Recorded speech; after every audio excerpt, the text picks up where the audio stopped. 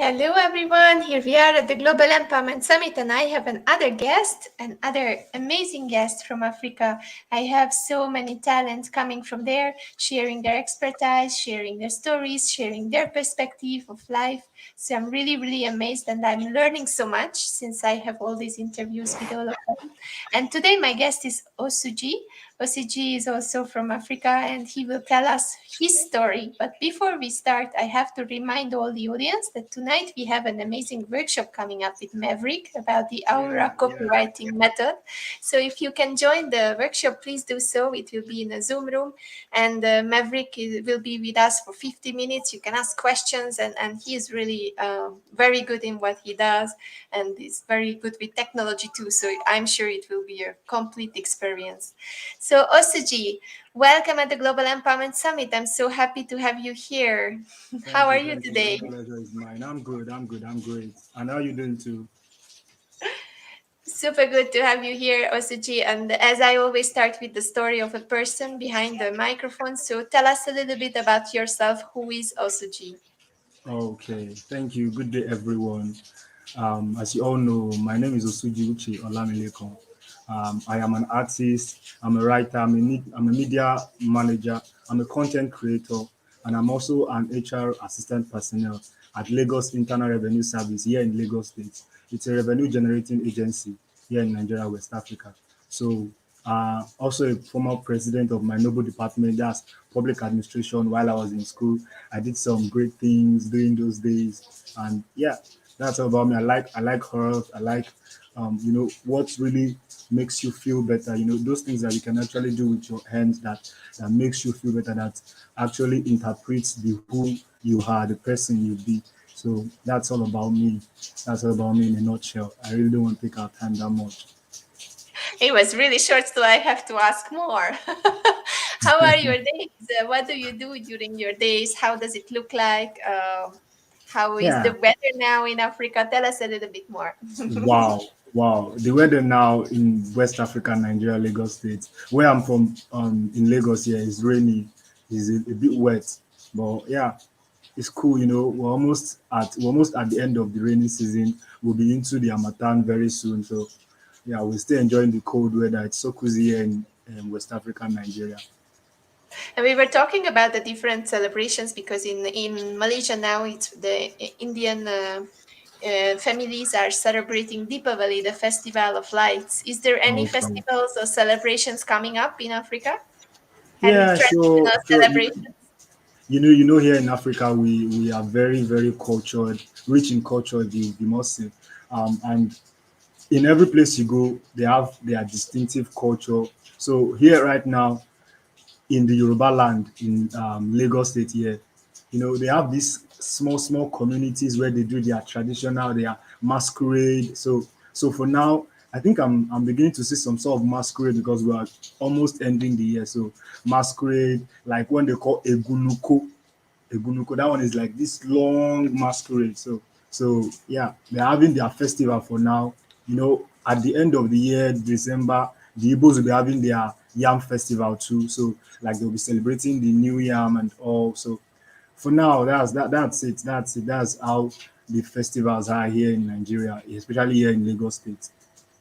And I have one more surprise question. Do you dance? Okay. Yeah, sure, but not very. I'm not very good at dancing. I know that you are. Everyone is saying that. I mean, I would love to go to Africa and try the samba, which is coming from there, or kizomba samba, and even the tango that I love is originating from Africa. So I'm Yeah, like, I really want to go there and learn from you guys because it's just amazing how cool, good cool, dance cool. and rhythm is there. So Yeah, cool. artistic lifestyle. Where did you inherit it from? Is it from your family? Do you have someone in the family that is an artist, or you just grew up to be an artist? To be honest, I kind of, I would say my artistic life I really didn't originated from maybe my parents, my mom and my dad, because my dad and my mom, they weren't very used to being artistic. But there's this stuff that comes with being an artist. When you are able to do things with your hands, with your bare hands, when you are very handy, one way or the other, you'll be related to an artist. So my dad is very handy. Like something gets spoiled in the house, he hardly gets you to go call an electrician to come repair it. He would instead tell you to go do it yourself. A socket, stuff like that. Then my mom as well, she's very good with doing things herself with her hands. So I think if I must say I originated those from my parents. I originated being handy from them. So now linking it to the art work, anything that I can actually do with my hands, painting, drawing, sketching, I'm really good at it. So yeah, I originated it maybe a bit from my parents, but what inspires me basically is the fact that where we grew up from, most of what we do, most of how do I put it? Most of the gifts we have sometimes are from our locality where we grew up from. So my own art, basically, I got inspired by my background. I got inspired by where I'm coming from. When you look at the struggle and how the life is where you come from, you get inspired. So I just channeled it down to my artistic works. So that's it. That's beautiful. That's beautiful. So you are very good with words too, right? Yeah. I wouldn't say I wouldn't say maybe perfectly, but yeah, I'm trying. So Jeremiah is saying, good job, Wasuji. Indeed, Africa is a rich culture, and Attila is also here. And it's very interesting because, Attila is from Hungary. So I have a Hungarian Okay, supporter, and you have okay. someone from Africa. How cool is this? Yeah, yeah. Thank you very much. Thank you So, very much, everyone. Thank you. so Wasuji, let's go further with your story. What is your dream? What would you like to do in your life? What is your purpose? Yeah, yeah. Basically, like I said, when you know where you're coming from, you would be able to interpret better your dreams and your purposes.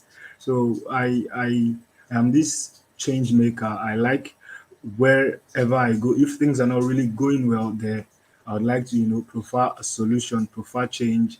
You understand? So that is basically the story. When you look at the locality you're from, when you look at the environment, you see that things need to be changed, things need to be done rightly, or maybe things need to be just shifted a bit. When you get to shift the paradigm and you see that, yes, sure, those changes will always come in. So that is really what I'm all about. And my dream, formerly I used to maybe want to be a lawyer. Yeah, maybe a lawyer, talk and argue, basically. But growing up, I realized that it is necessary to just repair my environment, repair my society where I come from, try to make things right there. So I ended up becoming an administrator, public administrator, to be precise. So, going forward, I would like to maybe go into politics, but yeah, just to make my country better, to, get a responsive government, to make things much more better here in Africa, especially Nigeria. So that's it. It's really interesting that you say that because I just had a conversation today with Pearl Lawrence, and she is from Okay. Lesotho, and Oh, she would like to be in the government too. She is advocating for women in governance, and she would like to be okay. president. So I'm like Wow, so wow, wow, amazed, so much courage here, and then wow, just change the wow, world, wow, guys. I am wow, pushing you to wow. change the world. Wow, wow, wow. That's great. That's great. That's great. Amazing, amazing. That's So really let's amazing. go further with the dreams. Okay, so if you could have a magic wand and you could just change something, what would be the three things that you would change, that would change in your environment and for the better? Okay. Well, there is this gap between the rich and the poor. Definitely, we all know that we can't actually curb the gap just at one time. We can't really just make it close just today. But if I would really change something, I would change in humanity. I would change that gap, that big gap that is there between the rich and the poor, where the rich get richer and the poor always wallow in poverty. I would really want to lift some people up, get them skills that they can actually use to survive, just make things better. All we do here in life is just how to better the lives of ourselves and each and every one of us that is very, very close to us. So if I would change first, I would change how the gap. I would want to merge the gap between the rich and the poor. Even if I cannot close it, I will try to, let it even be much more close to each other than how the gap is with the rich and the poor all over the world. Then, secondly, there is this thing about hunger. One of the SDGs goal. I know you know that too. There is this thing about hunger where I come from in Africa, especially most of the underdeveloped part of Africa here in Nigeria, Kano State, Nasarawa State, Kebbi State, where I went to serve my NYSC at Sokoto State. There is this thing about hunger there, and if one way or the other we can actually find ways to solve the problem of hunger in the world, the world will be a better place for everyone. Kwashoko and the rest always start from when someone is hungry, a little kid being hungry. Mothers aren't finding it very easy to breastfeed their kids because they are hungry. But if we can curb those problems, we can settle those issues here. It's going to be a better thing to do. Being hungry is really, really not good at all. So, I find it very, very disheartening when I see people being hungry. I find it very, very hard to take because it's like my story. I know where they are coming from. So if I would be wanting to change anything, those two things, hunger and the gap between the rich and the poor, I would really love to work on it. That's it, basically. Okay, and crossing fingers for you for reaching there and helping these people. Do you want to share your story? Yeah, maybe a little. I would be glad to do so. Maybe a little. Okay. Well, also due to Olamilekon, my friends know me. I'm from this not so very poor background. We're comfortable, but then it gets to a level where you still need to be more comfortable. So growing up, I used to be this dollar, this not so important person. They will be like, my friends will be like, you can't make it. Like in Nigeria, we used to say, you know, go fit make am. That kind of, yeah, that kind of thing. So you just can't make it. You're too dull, you're too lazy, you're too this, you're too that. But while growing up, primary school, I wasn't really getting the grades. I was really not, getting the scores I needed to pass to the next class. But afterwards, while I was done with the primary school, I got admitted to the secondary school level because here we have primary school, after which the 6 years you go into the senior secondary school. That's 3 and 3, that's 6 years. Then the tertiary institution, which is 4 years, considering the course you're offering. So the primary school, while I was done with that, I got admitted to the secondary school. And at the time here in Lagos, there's this policy that was introduced by the Lagos state government that if you don't have 50 in your English and 50 in your mathematics, you're going to repeat a particular level. Do you understand? So at the Yes. time, I was having it very, very hard to pass, to get that 50 and 50 in both English and mathematics. So, you know, after a while, after the first term and second term of my SS1, I realized, unfortunately for me, that I had 48 in my English, I had 48 in my mathematics and 50 in my English. So it was just remaining 2 marks. So, but then the policy says that you need to have 50 both in math and English and maybe five other courses before you can get to the next level. So unfortunately for me, I got a repeat. So I went to collect my report card. My teachers were like, "Hey, sorry, you repeat, so you have to go back and start all over again." So that point where I realized that there needs to be a change in my life. There needs to be, a paradigm shift from who I used to be to something new. So it was that point I found my purpose.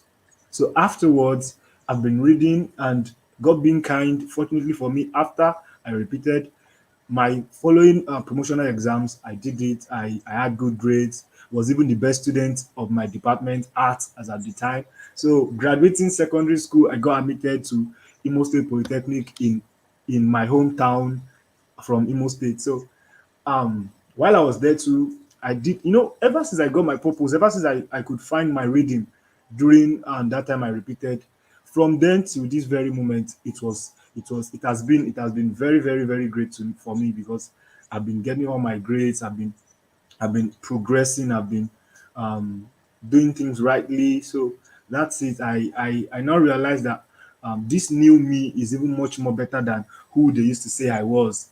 I was this bad. I was that. I was that. But now that I've really found my purpose, sometimes you need to identify those ways you get those purposes. I really got mine really bad. I really got it at the dicey and awkward situation, because if I hadn't had that situation where I repeated, maybe I wouldn't have had a paradigm shift to a new me. So that's it. It was really hard, but now I'm waxing strong. I'm getting better day by day. So I see, I follow you on social media, and I see that you are very artistic also in your posting, and whatever you post, that is has some very deep meaning behind it. Do you Thank write you. your Thank own you. copyrights? Are you the owner of the text? You are the Yeah, one who's yeah, writing? yeah, yeah. Sure, sure.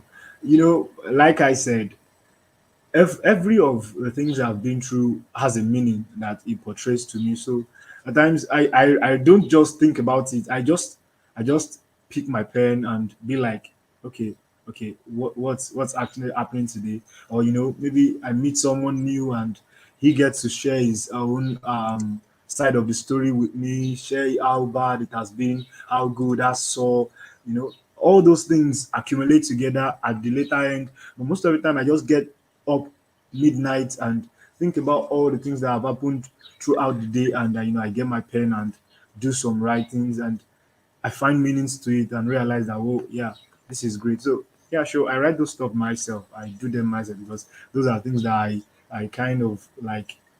When I experience different things around and around, I interpret it and get them written. So, and that is why it's so how do I put it? You would really realize that it brings a lot of meaning, because I write it from the experiences I've got and what people have shared with me. Wow, thank you very much. I wanted to ask you about one thing, because this picture here with the man and the little man in the cage, does it Oh, symbolize the kid in ourselves, or what is the yeah, meaning behind? yeah, yeah. This is one of my best work, if I must say. You know, I when I saw that picture, because sometimes I do interpretation of pictures. I don't know what that is called anyway, but sure, I have these connections with pictures. So whenever I see them, especially those ones that are somehow, do I say awkward? When you see someone in another person, it's awkward normally. So, but when I saw this particular picture, I realized that regardless of how old we grow, regardless of how mature we become, there's this there's this little kid in us. There's this little person in us that, regardless of how how we can say, yes, I'm a grown-up man, I'm good, I'm big, I'm this. There's this little kid always waiting there inside of us. So it just takes people to recognize that fact and actually, plug into that and see that, yeah, sure, this person might be tough, this person might be harsh, but then there's this little kid inside that person. So when I saw that picture, I realized, yeah, that man is old, but then there's this little person inside of him waiting to come out, waiting to show himself. So that was the inspiration behind that very work. And I think the inspiration is so visible in your face when you're talking about this.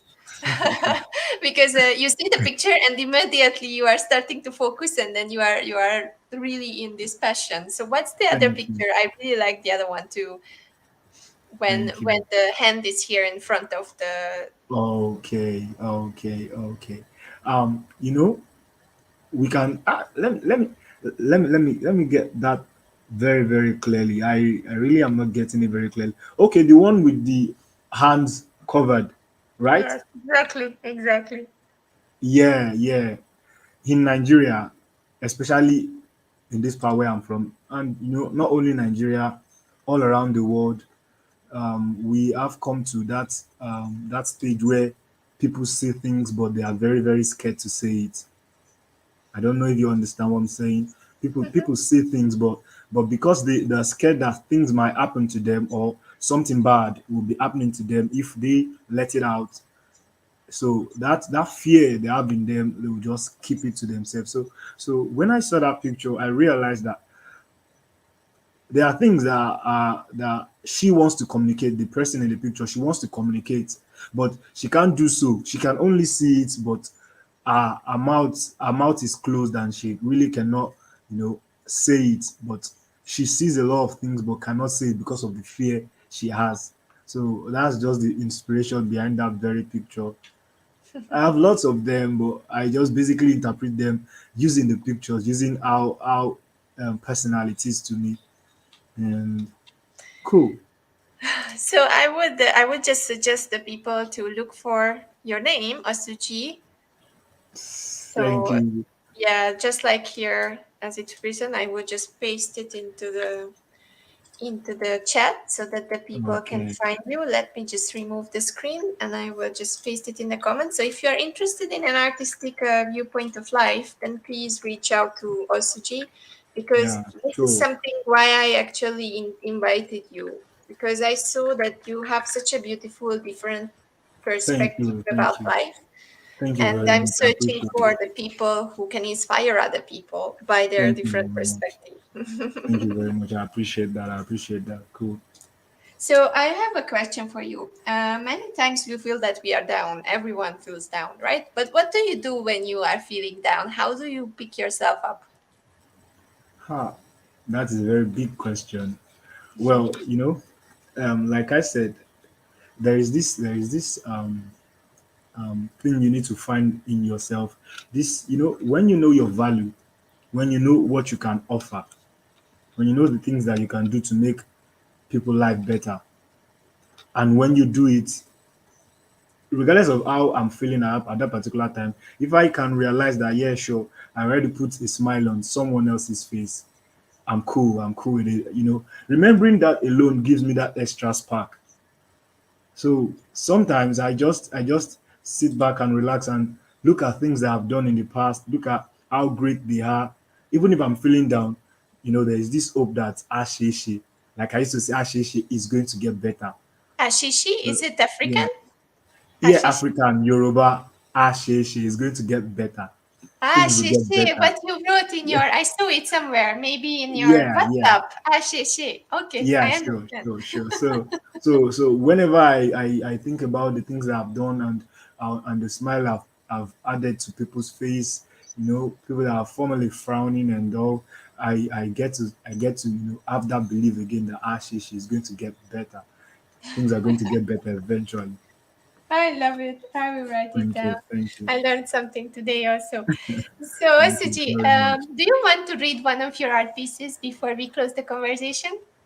Oh yeah, sure, sure. Let me get one for you. Let me get one. Perfect. And in the Thank you. meantime, guys, if you would like to play and if you would like to learn, then just be part of the summit. You can still get your free ticket even after the summit because we extended the competition until the end of the year. So with the QR code in the top, you can just participate, send us feedbacks, aha moments while you are rewatching the videos. I will leave them on YouTube, and you can be on the top of the leaderboard. And the first 5 people on the leaderboard will get 500 USD value of creative leadership coaching from me and 200 USD value of package from Solworxs, the app developer.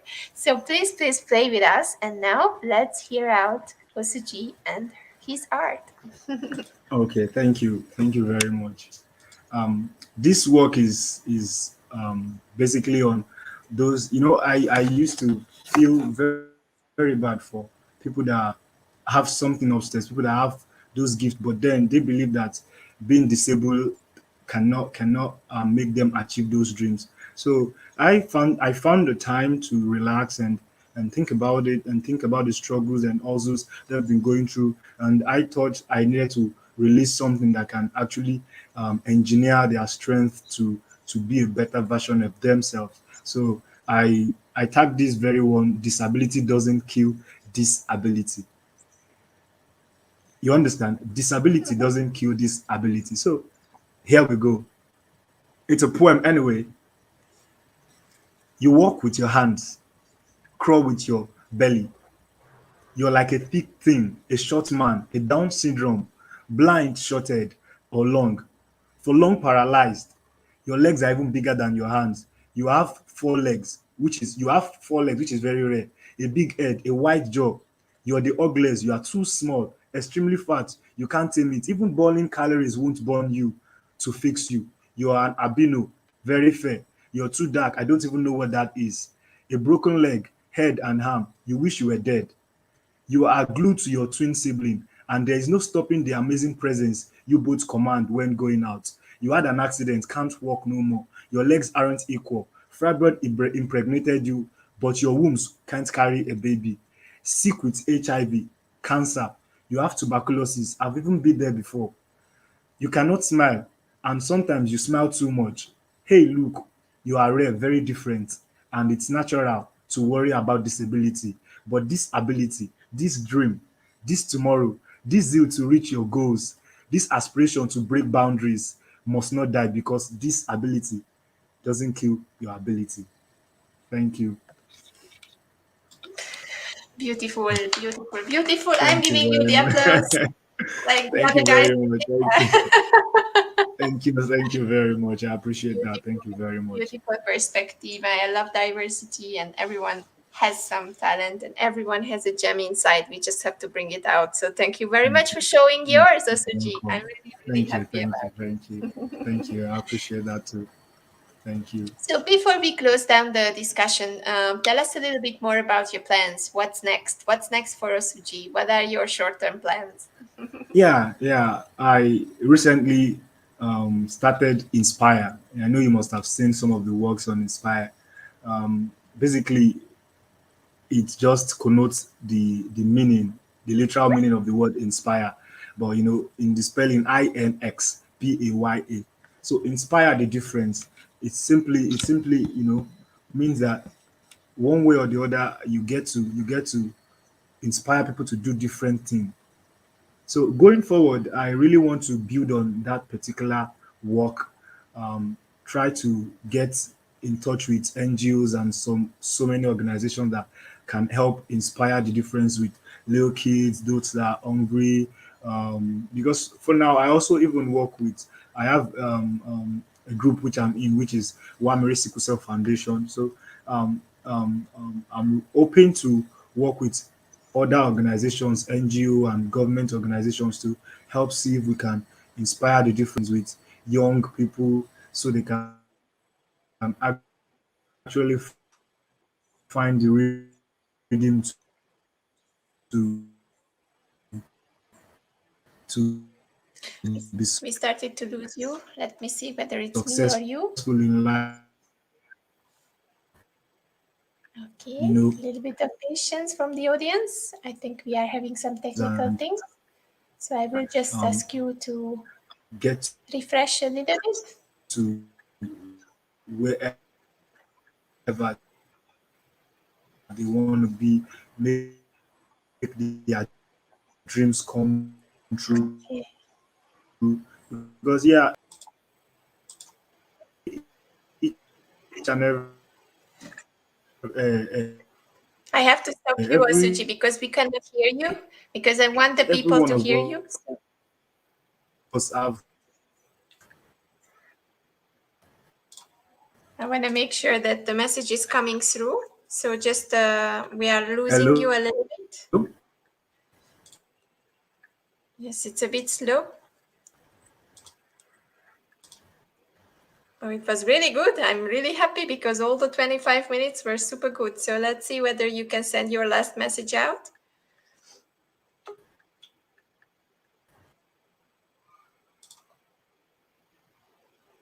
Okay, maybe just, okay, I see you. Here you go. Okay, I want this last message to go out. So let's try. Okay, so like I said, I'm just hoping to get involved with organizations that can help make the difference, inspire the difference, make the change in the lives of those little kids growing up that are finding it very hard to achieve their aims, achieve their purposes, make their dreams come true. So I hope in the nearest future, Inspire would be one of those kind of organizations that help, provide change for the little kids growing up, for everyone who really feels down and feel that they can't achieve their goals or um, um, dreams in life anymore. So hopefully we're almost there. We're almost there. So in the meantime, let me just read out a few comments. We have Jeremiah here at the beginning. Good job, Osuji. Indeed, Africa is rich in culture. Yes. Then we have my Hungarian friend saying, yes, go Hungarians. Then we have amazing Osuji. So your supporters are here. And we have also Simfong saying, go, Osuji, go. You can do it. So he is from Australia. He's the most active participant for now, who is always here every single session. Then we have Great J saying exactly poverty is the bane of Africa's problem. And then we have again Great J saying amazing poem. So everyone likes the poem. Please, please, please publish them. Okay, let's see the internet. Are you still here?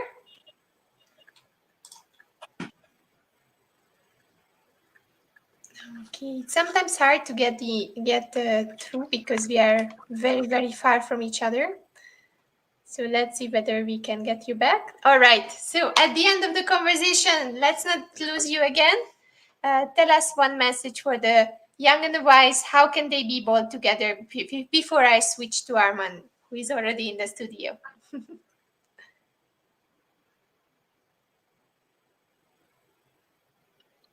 Could you hear me? Again, let's switch again back to the other one, maybe.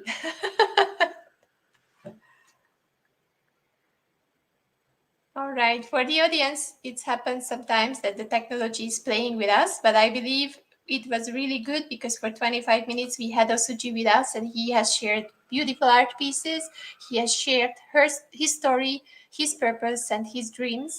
And I'm really, really proud of him. And I hope that everything will go well for him. So last message, Osuji, before your internet freezes again. Can you try? And then we switch the studio to Armas. Yeah, I can hear. It's still very slow. Still very, very slow. Never mind, Osuji. It was really, really good to have you here. I'm really thankful for your 25 minutes and for your story. People, please rewatch it again because this was an amazing conversation with a young talent like Osuji. And maybe we can have him later to get back with the rest of the story. But for now, I will say goodbye. Thank you very much for being here. And internet and the digital gap is here sometimes. So that's why we rush, and that's why we want to change the situation and make it even for everyone. The opportunity, we sometimes take it for granted that we can be so fluent in the internet, so every time whenever we want our phone is there.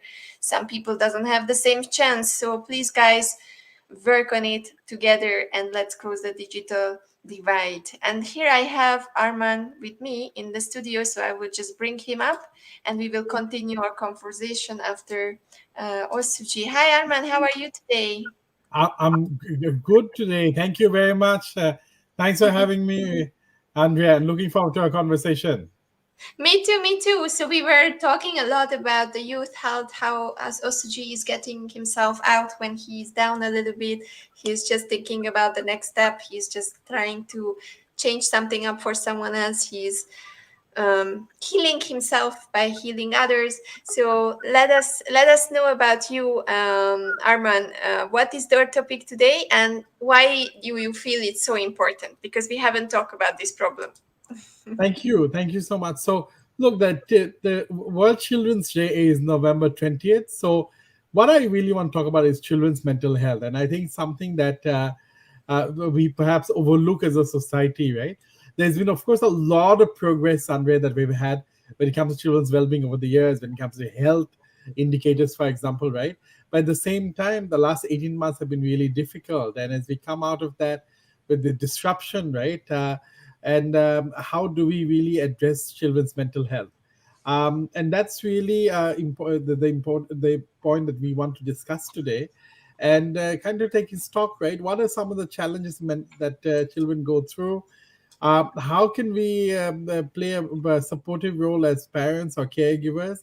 Perhaps the styles of parenting that works, right? And how really, as we come out from the last 18 months, right, and to the new normal, how we can apply some of what we learned to really support children in dealing with their I day-to-day. always wanted to ask Arman, is this a new normal, or is just that haven't paid too much attention for the reality of children's mental health before, and it became into the came into the focus just because of the changing situation?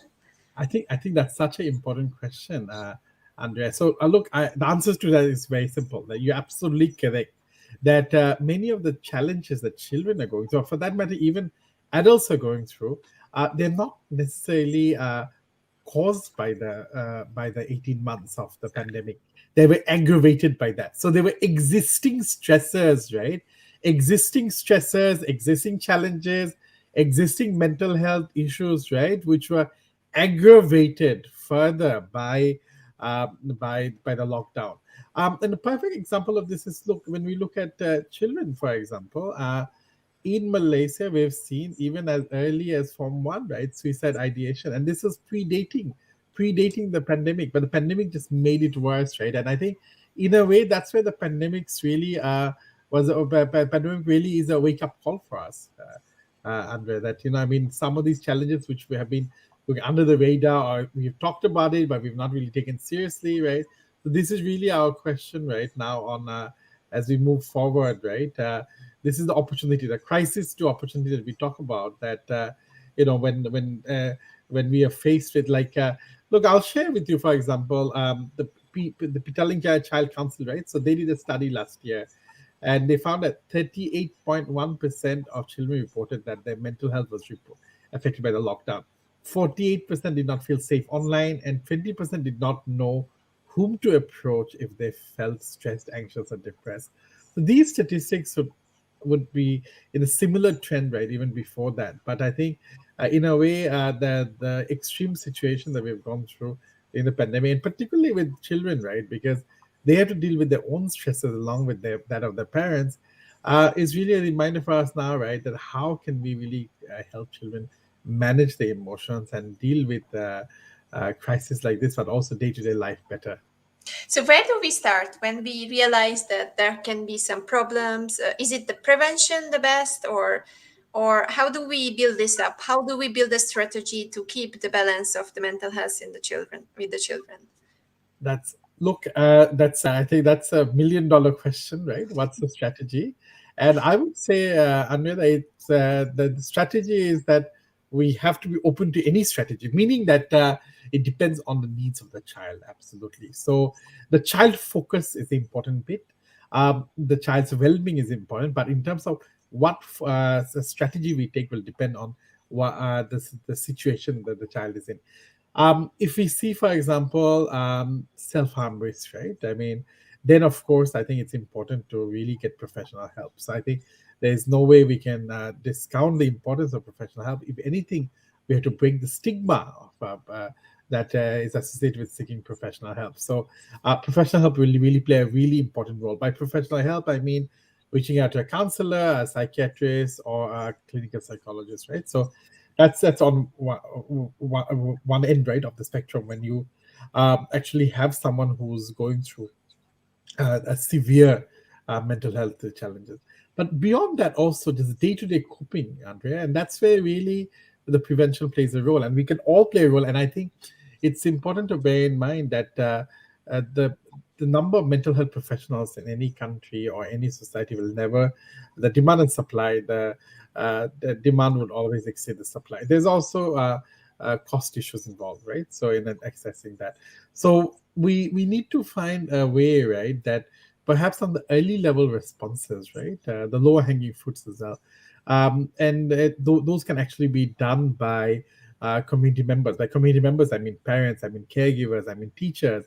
So if they can create a healthy emotional space, right, then perhaps some of the stress that children go through, day-to-day stress, could be nipped in the bud there, really, and really addressed there without escalating further. And it's only the cases which escalated further really go to mental health professionals like myself and others, right? But it's important for us really to have a wide range of options. You may be aware that I was the project manager for Buddy Bear, which was Malaysia's only child-dedicated helpline during the pandemic. So it is also interventions like that which can be really helpful, right? That so it doesn't necessarily only have to be traditional therapy. In cases where it's needed, of course, it can be traditional therapy, but also beyond that, a wide range of options, right, is important in terms of services for children. And so I would say, if you ask me, right, three levels of first would be the day-to-day emotional support that's needed to come from parents, caregivers, and teachers, right? And that's really simple. Having a healthy emotional space for children to explore their emotions, getting the support that they want and they need, rather, and also helping them build some of the emotional resiliencies, right? So working with them in terms of addressing their stressors and seeing what they can do about it.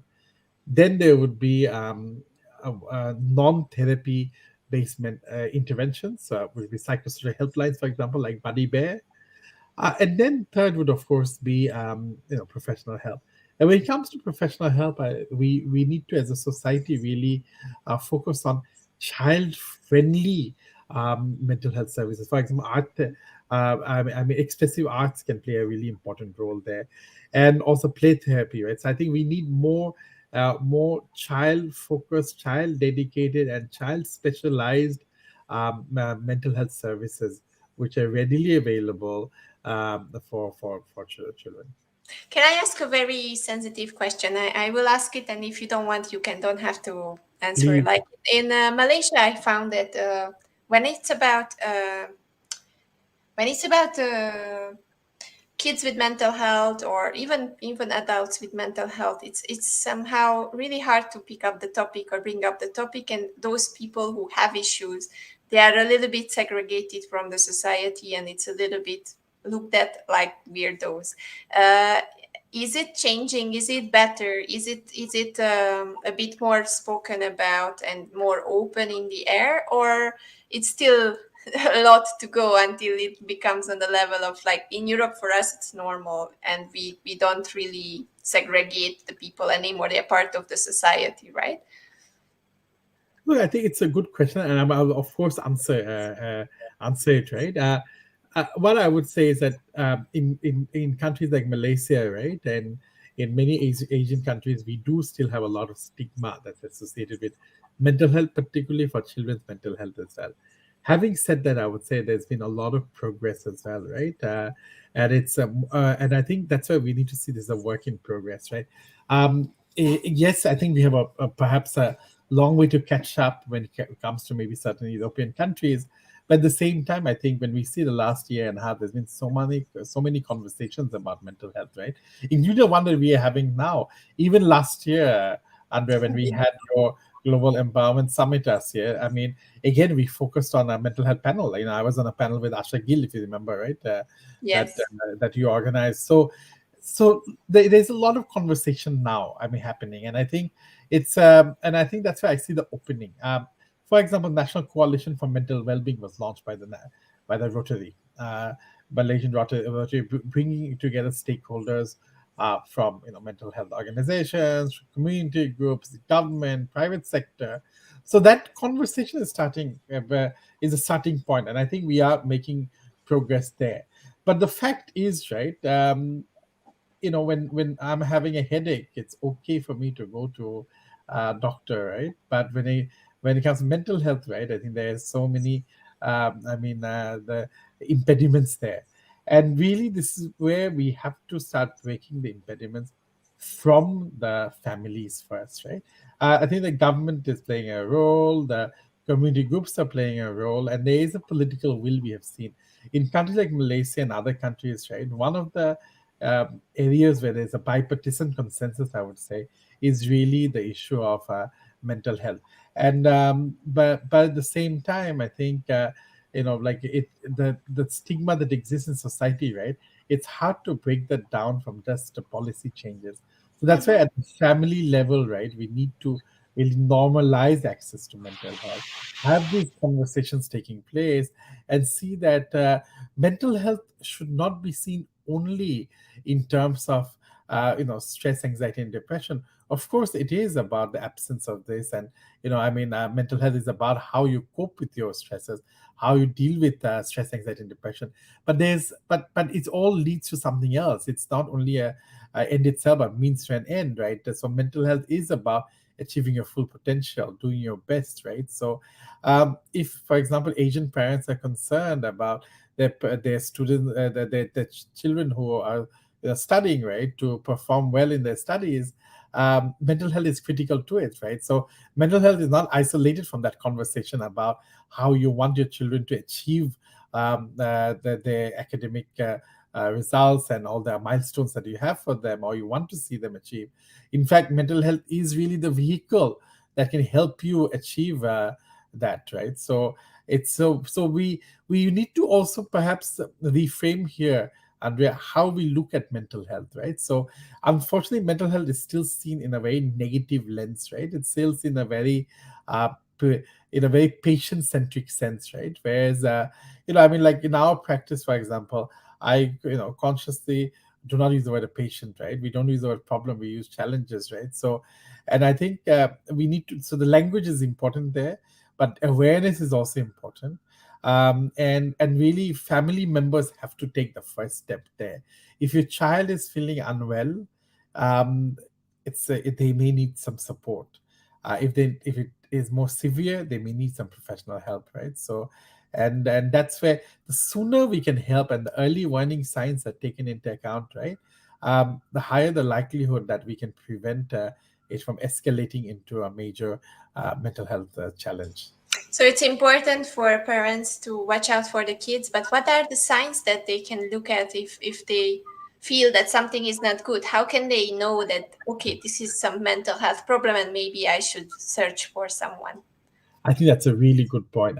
Look, again, even when it comes to the searching, right? I would say that it's I mean, it's on a case by cases, right? But irrespective of whether you need professional help, parents, caregivers, teachers, elder siblings can play a role in helping a child cope with some emotional distress. Some of the things to look out for: mood swings, right? Very frequent mood swings. It could be sadness, irritability, anger. If you see that your child, right, it is certain change of in their emotional regulation, for example, right, that those are things to really look out for. I also want to highlight here something, right, that sometimes we forget, Andrea, that when it comes to mental health of children, and for that matter, adults as well, it also overlaps with the physical health, right? So you can't really isolate, in a way, physical and mental health. So whether you call it psychosomatic, and so some of the red flags, right? Not only, like I said, mood swings like sadness, irritability, anger, all that, but also if you see sudden changes in their weight, sleeping, and also just generally anything that you see as outside their routine behavior. Sometimes children show signs of withdrawal. Sometimes they show signs of detachment. And when you see this, it's time for you to reach out to them. Does not mean that they necessarily need professional help yet. They may, but really, it's really time for you to reach out to them, connect with them, and simply, if you ask me, there's one way to connect, right, is that emotional check-in.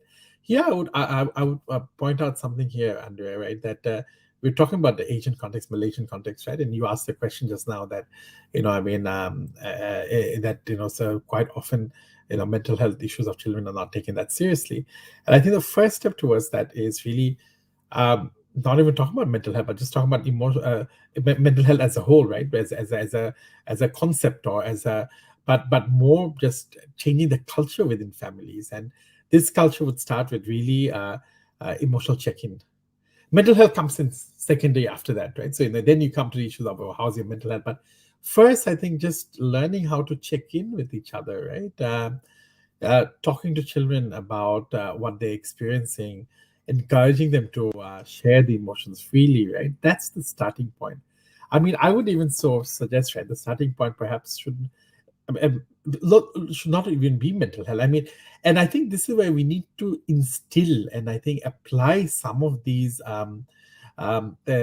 strategies or techniques, like for example, emotional checking in with yourself, and that itself will automatically lead to a better mental health outcomes, right? So not all mental health interventions have to necessarily call mental health.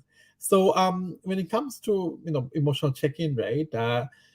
I would say that Asian parents are really good at attending to the physical needs of children, right? Food, clothing, and shelter. But we need to bear in mind, right, that's only one part of the story, right? And particularly in a country like Malaysia, where we've seen sustained economic growth for a long time, you can say that the physical needs, food, clothing, and shelter, are all something that we can actually take for granted. But what comes above that, right, is really the emotional acknowledgement and validation. I do get clients today in their sometimes 30s, right? And they feel that their parents, and they're grateful and thankful to their parents who have given them everything in terms of food, clothing, and shelter. But the gap that remains is that, they say, look, my feelings were never acknowledged. My feelings were never validated. And, I mean, this is where, as parents, right, or as a society, we often quite solution centric, right? If someone comes and tells us something, we try to find a solution, right? Oh, okay, so you're feeling stressed. Okay, maybe you should go get some more tuition. You're feeling stressed about the exams. Maybe you need some more tuition in maths or something. Well, yes, maybe they do. Maybe I'm not ruling that out, but that's again the second step. The first step is really the child is not necessarily only looking for a solution, but they want to be validated. They want to be acknowledged. They want to be heard. So are we listening to them? Are we just rushing to a conclusion that, oh, you need this? Maybe that is what they need. But before that, we need to hear them. And that's why really the active listening part is so important, right? Sometimes children can, we can learn a lot from children. Children are really mindful in that sense, right? So because they're less stuck with what's happened in the past or future, and really more here and now. So I think we as parents and caregivers also need to be here and now to help them address what they're going through now. They have their own challenges, right? Like isolation, for example, during this lockdown, or even before that, some of the key problems we have seen, right?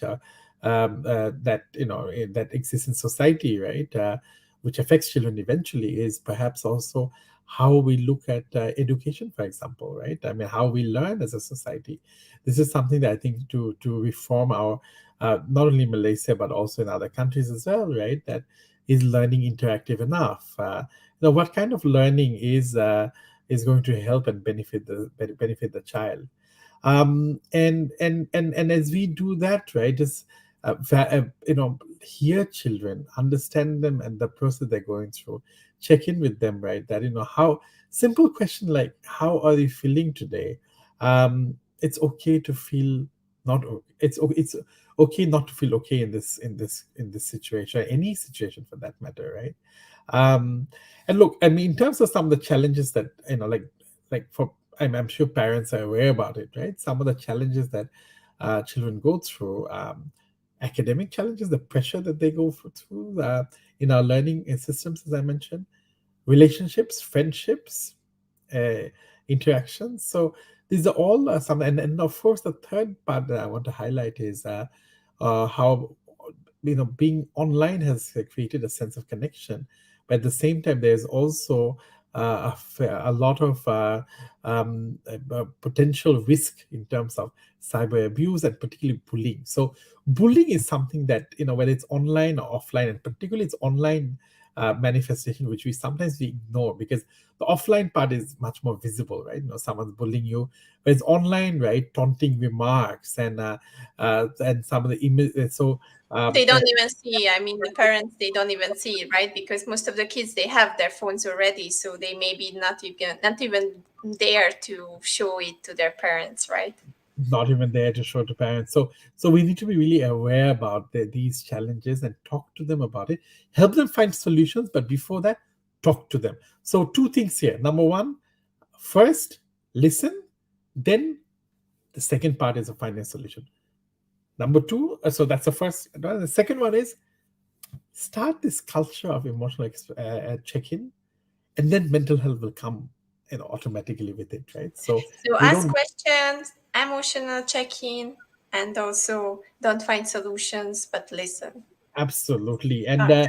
so it's actually quite simple. We don't even have to think about mental health while in addressing mental health, right? So, it has to be sort of almost like autopilot inbuilt, right? That, like all the mental health safeguards, like checking in and, trying to have a safe emotional space, all those should be really not only part of the mental health equation within the family, but really healthy interaction in the family, which eventually contributes to mental health.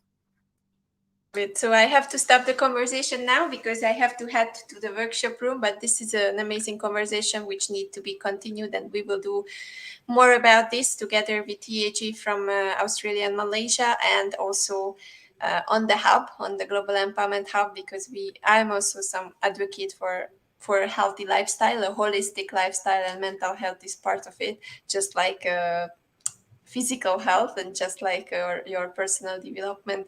So you will see us more with Arman and his companion and the colleagues, Dr. Pei and Annie and also Erin.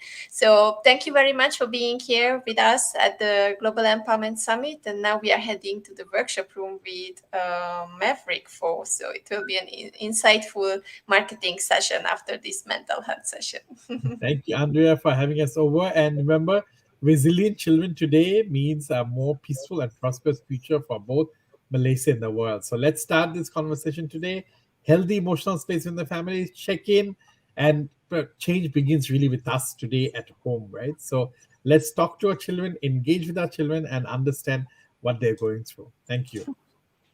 Thank you very much. Thank you very much. So let me just take the video that Maverick prepared for us, and then straight after that, we will go to the workshop room. Hey there, want to see something interesting? Now, if you look at the website like Live Internet Set, you see the number of users online. It's just crazy. Look at the number of searches, look at the number of blog posts written, videos viewed, photos uploaded, and it's like a whole internet is exploding since last year. And you probably have heard this problem before. They say that MP titles make most entrepreneurs and business owners do today. They actually just go online and they decided that, hey, if everyone is posting stuff, I want to post stuff too. And what happens is that they go online and they generate noise. Now, this will not help you stand out at all. Now, some of the others use a bit of copywriting tactics and they manage to generate attraction, which is good. But if you look at the top leaders, you look at those people who really influence the market, they go online, they go to social media, and they generate demand. And that's what we will work on together in my workshop called Crafting Effective, Authentic, and Action-Driven Posts using my personal Aura copywriting framework. And with that, I look forward to see you. This is Maverick here from Authority Institute, signing out. Bye.